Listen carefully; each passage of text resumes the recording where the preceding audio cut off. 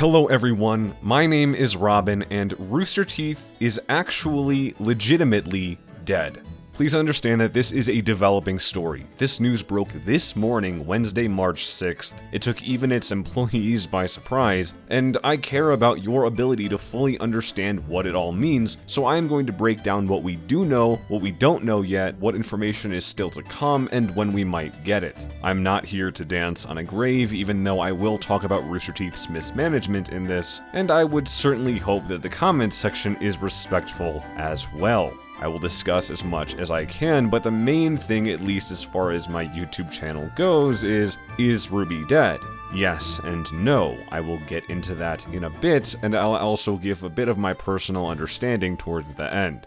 First, the most major details. This news broke with an article from Variety and other outlets, but I'm going to link the Variety article in the description. It reads, Rooster Teeth is shutting down after 21 years. Warner Bros. Discovery in talks to sell shows like Ruby, Red vs. Blue, and Genlock, and will shop the Roost podcast network. I'm going to skim through this article for the most relevant bits. It is linked in the description if you would like to read it in full.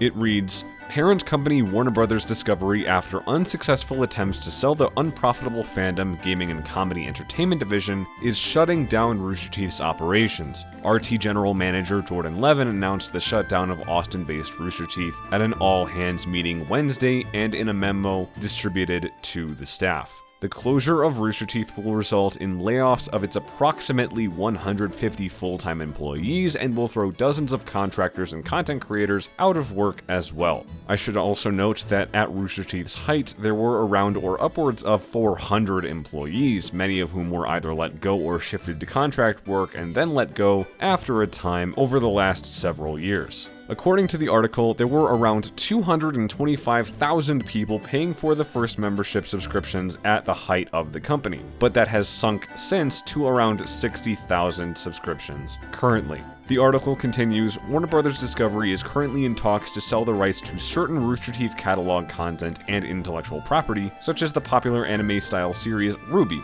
pioneering sci-fi spoof Red vs. Blue, and Michael B. Jordan's animated mecha series Genlock.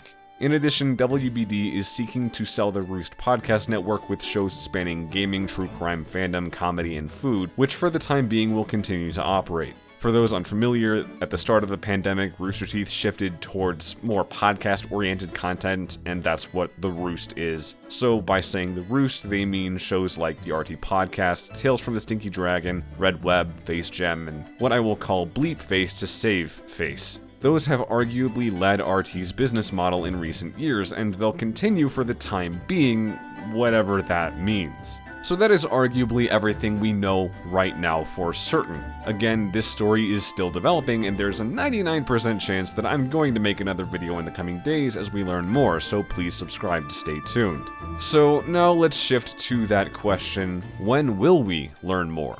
According to the now former community director Chelsea Atkinson on the Rooster Teeth Discord, there will be a live stream on the Rooster Teeth website tomorrow, Thursday, March 7th at 4 p.m. American Central Time that will have more information. I will tune in and I will pay very close attention to what's said about Ruby and the rest of RT Animation, and again, that's when I'll probably make another video. So now let's talk about Ruby. At the moment, we don't know the show's fate other than that Warner Bros. Discovery is selling off the IP. I don't know if the currently announced Ruby Volume 9 Beyond or other projects are even still going to come out. I hope they will, and I will pay close enough attention during the upcoming livestream, but I do not know, and I sincerely doubt that things like the Grimm campaign and things like the Q&A series thing that they were gonna do, like, I don't think those are gonna come out, but for all we know, something in the can, depending on, like, if any of these Volume 9 Beyond episodes are fully done and in the can, then they might.